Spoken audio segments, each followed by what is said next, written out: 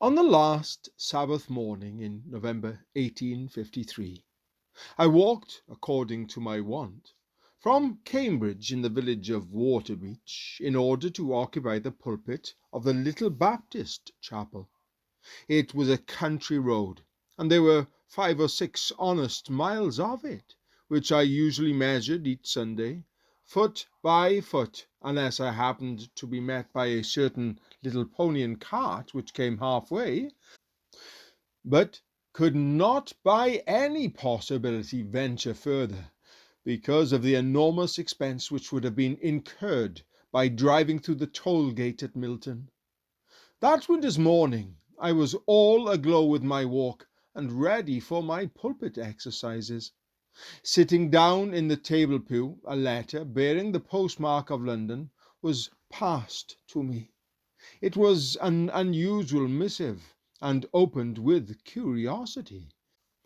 It contained an invitation to preach at New Park Street Chapel, Southwark, the pulpit of which had formerly been occupied by Dr. Rippon, the very Dr. Rippon whose hymn book was then before me upon the table, the great Dr. Rippon, out of whose selection I was about to choose the hymns for our worship. The late Dr. Rippon seemed to hover over me as an immeasurably great man, the glory of whose name covered New Park Street Chapel and its pulpit with awe unspeakable. I quietly passed the letter across the table to the deacon who gave out the hymns, observing that there was some mistake, that the letter must have been intended for a Mr. Spurgeon who preached somewhere down in Norfolk. He shook his head, and remarked that he was afraid there was no mistake, as he always knew that his minister would be run away with by some large church or other, but that he was a little surprised that the Londoners should have heard of me quite so soon. Had it been Cottenham, or St. Ives, or Huntington, said he, I should not have wondered at all, but going to London is rather a great step from this little place. He shook his head very gravely, but the time had come for me to look out the hymns. Therefore the letter was put away, and, as far as I can remember, was for the day quite forgotten. The next day this answer was sent to the letter from the London deacon. Number 60 Park Street, Cambridge, November the 28th, 1853. My dear sir, I do not reside at Waterbeach, and therefore your letter did not reach me till yesterday, although the friends ought to have forwarded it at once. My people at Waterbeach are hardly to be persuaded to let me come, but I am prepared to serve you on the 11th of December. On the 4th I could not leave them, and the impossibility of finding a supply at all agreeable to them prevents me from leaving home 2 following Sabbaths. I have been wondering very much how you could have heard of me, and I think I ought to give some account of myself, lest I should come and be out of my right place, although I have been more than 2 years minister of a church which has in that time doubled. Yet my last birthday was only my 19th. I've hardly ever known what the fear of man means, and have all but uniformly had large congregations and frequently crowded ones. But if you think my years would unqualify me for your pulpit, then by all means, I entreat you, do not let me come. The great God, my helper, will not leave me to myself. Almost every night for 2 years I have been aided to proclaim his truth. I am therefore able to promise you for the 11th, and should you accept the offer, I will come on Saturday afternoon and return on Monday, as I shall have to procure a supply. An early answer will oblige. Yours most truly, C.H. Spurgeon.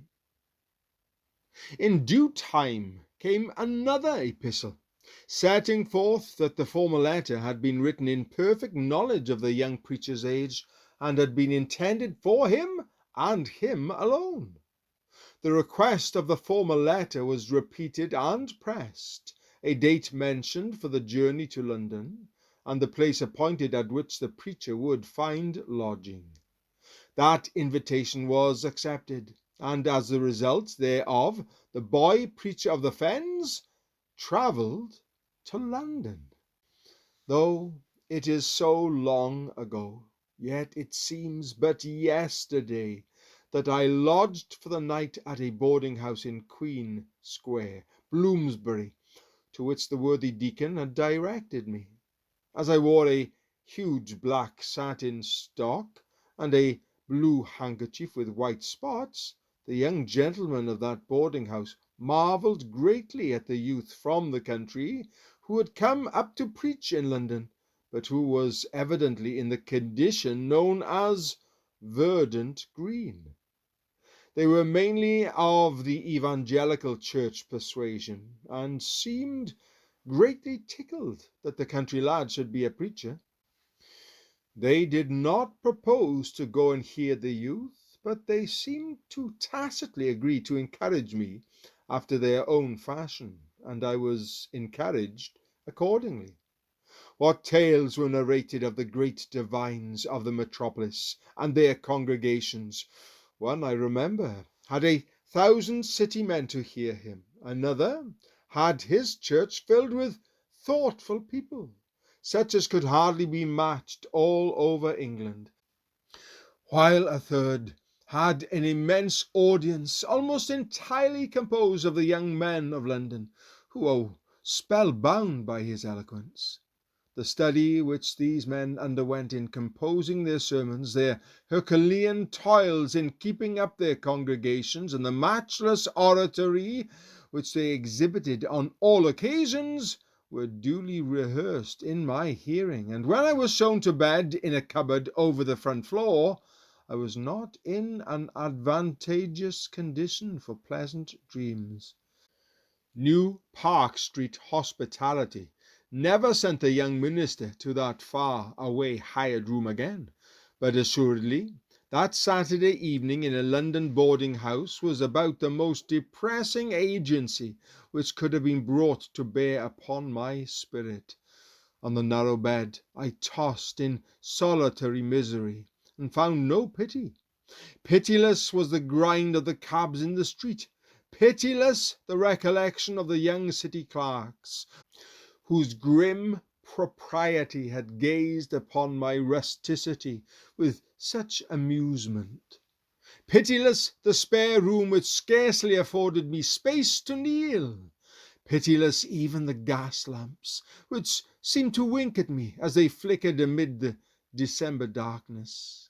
I had no friend in all that city full of human beings, but felt myself to be among strangers and foreigners, and hoped to be helped through the scrape into which I had been brought, and to escape safely to the serene abodes of Cambridge and Waterbeach, which then seemed to be Eden itself. The Sabbath morning was clear and cold, and I wended my way along Holborn Hill towards Blackfriars and certain tortuous lanes and alleys at the foot of the Southwark Bridge, wondering, praying, fearing, hoping, believing. I felt all alone, and yet not alone.